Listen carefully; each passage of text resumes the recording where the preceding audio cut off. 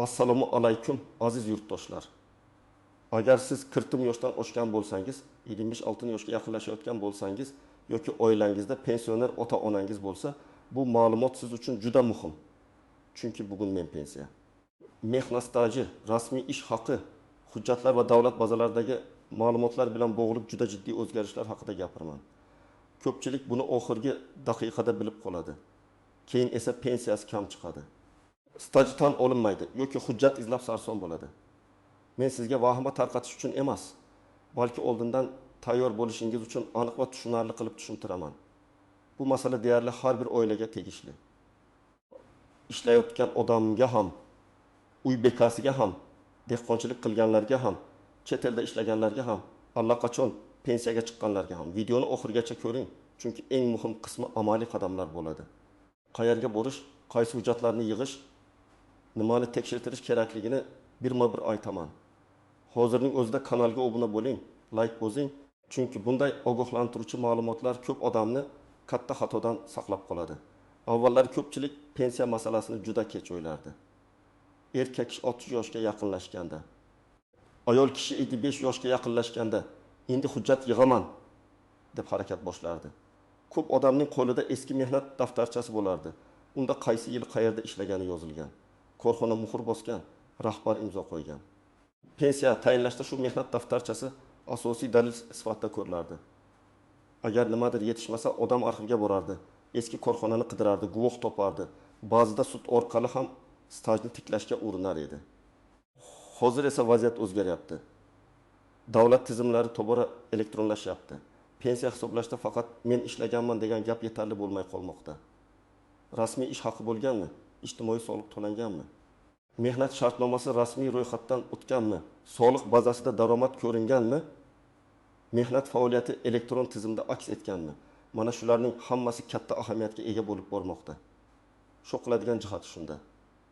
Odam 20-25 yil ishlaganman deb o'ylaydi, lekin tizimda uning ayrim yillari ko'rinmasligi mumkin. Yoki oyligi konvertda berilgan bo'lishi mumkin. Yoki ish beruvchi uni rasmiylashtirmagan bo'lishi mumkin. Yoki mehnat daftarchasida yozuv bor, lekin arxivda tasdiqlovchi hujjat topilmaydi. Natijada odam kutgan pensiya chiqmaydi. Masalan, men 7 yil ishladim, pensiyam yaxshi bo'ladi deb yurgan odam hujjat tekshirilganda 12 yil rasmiy staj tan olinishi mumkin. Farq juda katta. Bu o'zgarishlar ayniqsa 40 yoshdan oshganlar uchun ogohlantirishdir.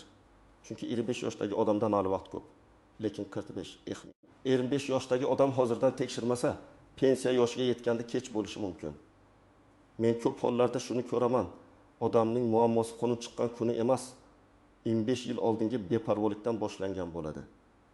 Ishga kirganda shartnoma so'ramagan, oylikni rasmiy olmagan, mehnat daftarchasiga yozuv tushganini tekshirmagan, tug'ruq ta'tili yoki harbiy xizmat hujjatini saqlamagan. Oxirida esa pensiya bo'limida buni tasdiqlang deyshadi. Mayn patmin, nimalarni bilish kerak, kimlar xavotir olishi kerak, kimlar nisbatan xotirjam bo'lishi mumkin. Birinchi eng muhim masala. Pensiya faqat yoshga qarab berilmaydi. Yosh muhim, lekin staj va daromad ham muhim. Erkaklar odatda 60 yoshda, ayollar 25 yoshda pensiya masalasini ko'taradi. Lekin pensiya miqdori odamning rasmiy mehnat staji va rasmiy ish haqi tarixiga bog'liq bo'ladi. Agar siz yillar davomida yaxshi pul topgan bo'lsangiz, lekin rasmiy maosh eng kam miqdorda ko'rsatilgan bo'lsa, pensiya hisobida aynan rasmiy ma'lumotlar rol o'ynaydi. Misol keltiraman. Akmal aka 52 yoshda. U 2005 yildan 2020 yilgacha qurilish sohasida ishlagan. Oyiga real hisobda 6 million so'm topgan. Lekin ish beruvchi uni faqat mavsumiy ishchi qilib ko'rsatgan yoki umuman rasmiylashtirmagan. Akmal aka men 15 yil tinimsiz ishlaganman deb o'ylaydi. Lekin hujjatda faqat 6 yil ko'rinadi. Pensiya vaqtida mana shu 9 yil muammoga aylanadi. U hamma biladi-ku men ishlaganimni deyishi mumkin, lekin pensiya tayinlashda qo'shnining bilishi emas, hujjat bazadagi ma'lumot muhim. Ikkinchi misol, Dilbar opa 49 yoshda. U 1938 yildan 2008 yilgacha tikuv sexida ishlagan. Keyin bolalar tarbiyasi bilan uyda bo'lgan. Keyin yana do'konda sotuvchi bo'lib ishlagan. Mehnat daftarchasida tikuv sexi yozilgan, lekin sex yopilib ketgan. Arxivga topshirilgan hujjatlar to'liq emas.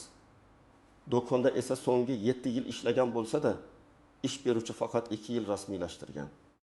Natijada Dilbar opaning o'zi hisoblagan staji bilan davlat bazasida ko'rinayotgan staj orasida katta farq chiqadi. Bunday vaziyatda odam pensiya yoshiga yetmasdan oldin harakat qilsa, arxivdan ma'lumotnoma olish. Ish beruvchidan buyruq nusxalarini so'rash, mehnat shartnomasini tiklash imkoniyati ko'proq bo'ladi. 3-misol. Rustam aka 11 yoshda allaqachon pensiyaga chiqqan. U pensiyasi kam hisoblangan deb o'ylaydi. Ko'p odam pensiya chiqdi, endi hech narsa qilib bo'lmaydi deb o'ylaydi. Bu har doim ham to'g'ri emas. Agar keyinchalik qo'shimcha stajni tasdiqlovchi hujjat topilsa, ish haqi bo'yicha ma'lumot aniqlansa yoki xatolik borligi isbotlansa, pensiyani qayta ko'rib chiqish masalasi ko'tarilishi mumkin. Lekin yana shu joyda asosiy shart dalil kerak. Faqat menimcha ko'proq bo'lish kerak edi degan gap yetmaydi. Kimlar ayniqsa xavotir olish kerak? Birinchidan, uzoq yillar norasmiy ishlaganlar. Qurilish, savdo, xizmat ko'rsatish, taksi, mavsumiy ishlar, uy ta'miri, bozor.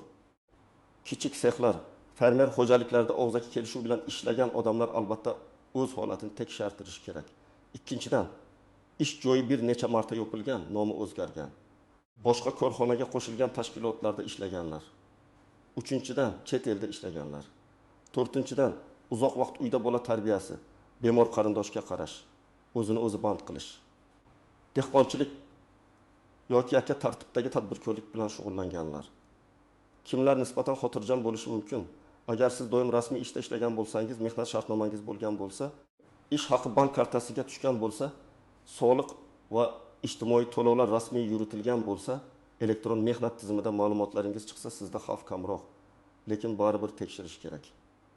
Chunki ba'zida rasmiy ishlagan odamda ham familiya xato yozilgan bo'ladi.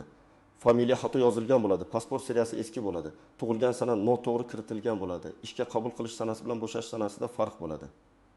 Bitta xato ham pensiya hisobida muammo chiqarishi mumkin. Yana bir katta masala, rasmiy ish haqi.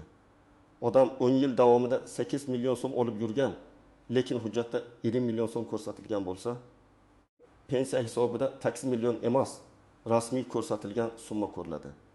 Shu sababli kiritim yoshdan keyin, hozir pulim yaxshi, pensiyani keyin ko'ramiz deyish xavfli. Bugungi norasmiy oylik ertangi past pensiyaga sabab bo'lishi mumkin. Ish beruvchi sizga bugun konvertda pul berib, soliqdan qochishi mumkin, lekin buning zararini 10 yildan keyin siz ko'rasiz.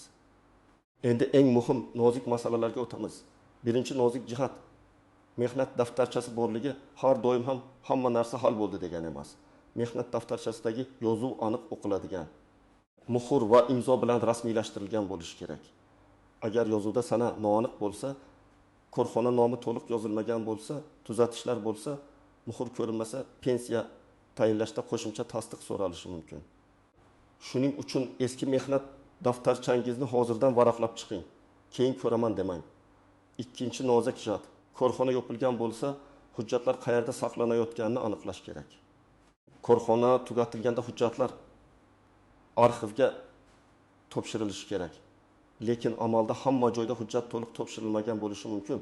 Agar siz 1990-yillar yoki 2000-yillar boshida ishlagan bo'lsangiz, ayniqsa ehtiyot bo'ling. Chunki o'sha davr hujjatlarida yo'qolish, noto'g'ri saqlanish, korxona nomi bir necha marta o'zgarish kabi holatlar ko'p uchraydi. Bugun arxivdan ma'lumot olishga urinsangiz, topish ehtimoli bor. 5 yil o'tgach esa vaziyat yanada qiyinlashishi mumkin. Uchinchi nozik jihat, ayollar uchun bola parvarishi davrlari. Ko'p ayollar men uyda o'tirdim, demak bu yillar butunlay yo'qoladi deb o'ylaydi. Qonunchilikda ayrim davrlar stajga qo'shilishi mumkin bo'lgan holatlar bor, lekin bu avtomatik ravishda har doim to'lib qo'shiladi degan emas. Tug'ilganlik guvohnomalari, nikoh yoki familiya o'zgarishi hujjatlari mehnat faoliyati bilan bog'liq davrlar to'g'ri tasdiqlanishi kerak. Ayniqsa ayol kishi turmushga chiqqandan keyin familiyasini o'zgartirgan bo'lsa, eski hujjatlarda boshqa familiya, hozirgi pasportda boshqa familiya bo'ladi. Bu oddiydek ko'rinadi. Lekin pensiya hujjatlarida muhim. 4-nozik jihat, harbiy xizmat, o'qish, parvarish nogironligi bo'lgan oila a'zosiga qarash kabi davrlar. Bularning har biri bo'yicha alohida hujjat talab qilinishi mumkin. Masalan, harbiy xizmat uchun harbiy bilet, tegishli ma'lumotnoma kerak bo'ladi. O'qish davri ham hamma holatda bir xil baholanmaydi. Qaysi davr, qaysi ta'lim shakli, qaysi hujjat borligi muhim. Shuning uchun diplomi bor bo'ldi demaslik kerak. Hujjatning asl nusxasi arxiv ma'lumoti, buyruq yoki tasdiqlovchi yozuv kerak bo'lishi mumkin. 5-nozik jihat chet elda ishlaganlar. Rossiya, Qozog'iston, Koreya, Turkiya yoki boshqa davlatlarda ishlagan yurtdoshlar ko'p. Lekin chet elda topilgan daromad O'zbekistondagi pensiya qanday ta'sir qilishi masalasi oddiy emas. Bu davlatlar o'rtasidagi kelishuvlar, rasmiy ishlaganlik, sug'urta to'lovlari, hujjatlarning qonuniylashtirilishi kabi omillarga bog'liq. Agar odam chet elda 10 yil norasmiy ishlagan bo'lsa, bu yerda men ishlaganman deb aytish bilan pensiya staji avtomatik ko'payib qolmaydi. Agar rasmiy ishlagan bo'lsa, hujjatlarni hozirdan yig'ish kerak. Mehnat shartnomasi, ish beruvchi ma'lumotnomasi, to'lovlar haqida hujjat, tarjima qilingan va tasdiqlangan nusxalar. 6-nozik jihat. O'zini o'zi band qilganlar va yakka tartibdagi tadbirkorlar. Hozir ko'p odam o'zini o'zi band qiladi. Tikuvchi, sartarosh, usta, repetitor, haydovchi, kuryer, maishiy xizmat ko'rsatuvchi. Bu yaxshi imkoniyat. Lekin pensiya uchun faqat ro'yxatdan o'tishning o'zi yetarli bo'lmasligi mumkin. Tegishli to'lovlar, belgilangan tartibdagi badallar va rasmiy qaydlar muhim. Yakka tartibdagi tadbirkor bo'lgan odam ham patentim bor edi deb o'ylaydi. Lekin qaysi yillarda faol bo'lgan, to'lovlar qilinganmi, qarzdorlik bo'lganmi, faoliyat to'xtatilganmi, bular tekshiriladi. 7-nozik jihat. Pensiya yoshga yetganda qarzlar va ijro hujjatlari. Ba'zi pensionerlar aliment, kredit, jarima yoki boshqa majburiy to'lovlar sababli pensiyasidan ushlab qolinishi mumkinligini bilmaydi. Bu pensiya tayinlanmaydi degani emas. Lekin qo'lga tegadigan summa kamayishi mumkin. Shuning uchun pensiya oldidan faqat stajni emas, qarzdorliklaringizni ham tekshiring. Bank kreditlari, sud qarorlari, majburiy ijro bo'yicha ishlar bor yo'qligini aniqlang. Ko'p odam pensiyaga chiqqan kuni nega kartamdan pul ushlanyapti deb hayron bo'ladi. 8-nozik jihat. Ism, familiya va hujjatlarda mayda xatolar. Masalan, pasportda O'g'iloy, mehnat daftarchasida O'g'iloy, diplomda Ogiloy deb yozilgan bo'lishi mumkin. Yoki tug'ilgan sana bir hujjatda 1968 yil 2 mart, boshqasida 1968 yil 20 mart. Oddiy ko'rinadi, lekin davlat idorasida bu boshqa shaxsdek ko'rinishi mumkin. Bunday holatda dalolatnoma, FDG ma'lumotnomasi yoki sud orqali faktni aniqlash talab qilinishi mumkin. Eng yomoni, odam buni pensiya hujjatini topshirayotganda bilib qoladi va bir necha oy vaqt yo'qotadi. Endi eng kerakli qism, siz bugundan nima qilishingiz kerak? Men buni bosqichma-bosqich aytaman. Birinchi qadam, barcha shaxsiy hujjatlaringizni bir papkaga yig'ing. Pasport yoki ID karta, JSHSH raqami, mehnat daftarchasi. Diplomlar, harbiy bilet, nikoh guvohnomasi, familiya o'zgargan bo'lsa tasdiqlovchi hujjat, farzandlarning tug'ilganlik guvohnomalari, nogironlik yoki parvarish bilan bog'liq hujjatlar, eski ish joylaridan ma'lumotnomalar. Hujjatlarni oddiy sumkada emas, alohida fayllarga solib saqlang. Har birining nusxasini oling. Imkon bo'lsa telefoningizda skaner qilib, elektron nusxasini ham saqlang. 2-qadam. Mehnat faoliyatingizni qog'ozda yozib chiqing. O'rindagi yoshdan boshlab qayerda ishladingiz, qaysi sanadan qaysi sanagacha, korxona nomi nima edi, lavozimingiz nima edi, rasmiy oylik olganmisiz, ish haqi bank orqali tushganmi? Mehnat shartnomasi bo'lganmi? Buni jadval qilib yozing. Masalan, 1935-1939 yillar maktabda o'qish, 1990-2002 yillar kollej, 2002-2002 yillar Navro'z korxonasida tikuvchi, 2002-2011 yillar bola parvarishi, 2001-2002 yillar do'konda sotuvchi, 2002 yildan hozirgacha o'zini o'zi band qilgan. Shunday yozsangiz, qaysi davrda bo'shliq borligini darrov ko'rasiz. 3-qadam, rasmiy elektron ma'lumotlaringizni tekshiring. MyPankakabuz, MyMehnatuz, soliq organlarining shaxsiy kabineti, pensiya jamg'armasi yoki tegishli davlat xizmatlari orqali sizning mehnat faoliyatingiz va to'lovlaringiz qanday ko'rinayotganini aniqlang. Agar o'zingiz elektron tizimdan foydalana olmasangiz, farzandingizdan, ishonchli yaqin odamingizdan yordam so'rang yoki davlat xizmatlari markaziga boring. Muhimi, men internetni tushunmayman deb qo'l siltamang. Hozir ko'p masala aynan elektron bazada hal bo'lyapti. 4-qadam, ish beruvchingizdan rasmiylashtirishni talab qiling. Agar hozir ishlayotgan bo'lsangiz, mehnat shartnomangiz bor yo'qligini tekshiring. Ish haqi rasmiy ko'rsatilayotganini so'rang. Aka, opa, keyin to'g'rilab beramiz degan gapga ishonib yurmang. Keyin korxona yopilib ketsa, rahbar olmasa yoki hujjatlar yo'q olsa, siz zarar ko'rasiz. Agar ish beruvchi sizni rasmiylashtirmasa, bu bugun sizga qo'shimcha 2000-3000 ming so'mdek ko'rinishi mumkin.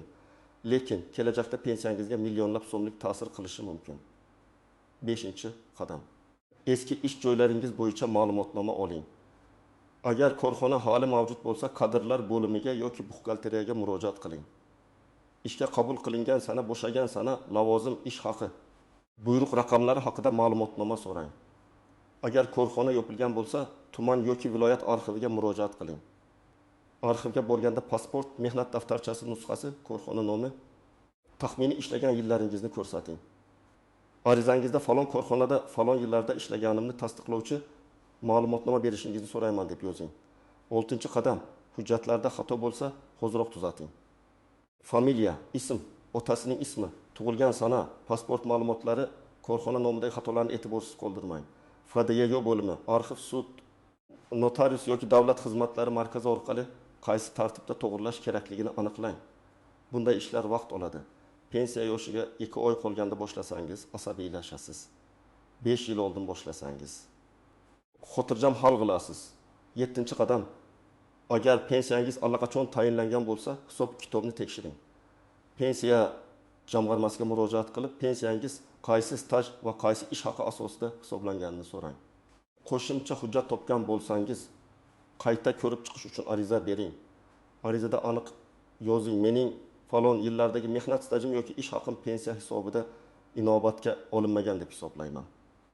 Ilova qilingan hujjatlar asosida pensiya miqdorini qayta ko'rib chiqishingizni so'rayman. Hujjatlarni nusxa qilib topshiring, asl nusxalarni ehtiyot qiling. 8-qadam. Chet elda ishlagan bo'lsangiz, hujjatlarni hozirdan yig'ing. Ish beruvchidan ma'lumotnoma, shartnoma, to'lovlar bo'yicha tasdiqlar, sug'urta to'lovlari haqidagi ma'lumot, rasmiy tarjima kerak bo'lishi mumkin. Chet eldan qaytib kelgandan keyin eski ish beruvchini topish qiyin bo'ladi. Shuning uchun u yerda yurganingizdayoq hujjat oling. Keyin yuborib berishadi degan gapga ishonmang. Ko'p hollarda keyin hech kim javob bermaydi. 9-qadam. Oilangizdagi g'irtim yoshdan oshgan hamma odam bilan bu masalani gaplashing. Otangiz, onangiz, turmush o'rtog'ingiz, aka-ukangiz, opa-singlingiz mehnat daftarchasini tekshirsin. Ko'p odam uyat qiladi. Hali vaqt bor deydi. Lekin pensiya hujjati bu uyat qiladigan masala emas. Bu moliyaviy xavfsizlik masalasi. Bugun bir kun vaqt ajratsangiz, ertaga bir necha million so'mlik yo'qotishdan saqlanishingiz mumkin. 10-qadam. Har bir murojaatingizni yozma qiling. Og'zaki so'rab chiqib ketmang. Davlat idorasiga borsangiz, ariza yozing, qabul qilingan raqam yoki belgi oling. Elektron murojaat yuborsangiz, javob raqamini saqlang. Ish beruvchidan ma'lumotnoma so'rasangiz, yozma so'rov qiling. Chunki keyin men borgan edim, aytgan edim degan gapni isbotlash qiyin. Hujjat bilan ishlashda har bir qadam iz qoldirish kerak. Azizlar, bugungi gapning eng asosiy mazmuni shuki, pensiya masalasini pensiya yoshiga yetganda emas, kamida 10-15 yil oldin tekshirish kerak. Hozirgi tartiblar tobora hujjat, elektron baza, rasmiy ish haqi va to'langan badallarga tayanmoqda.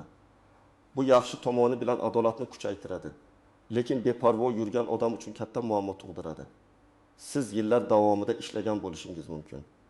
Lekin agar hujjat yo'q bo'lsa, bazada ko'rinmasa, ish haqi rasmiy bo'lmasa, kelajakdagi pensiyangiz kutilgandan ancha kam chiqishi mumkin. Bugun qiladigan ishingiz oddiy, hujjatlaringizni yig'ing. Mehnat stajingizni yozib chiqing, elektron bazalarni tekshiring. Eski ish joylaringizdan ma'lumotnoma oling, xatolarni tuzating va hozirgi ish joyingiz rasmiy ekaniga ishonch hosil qiling.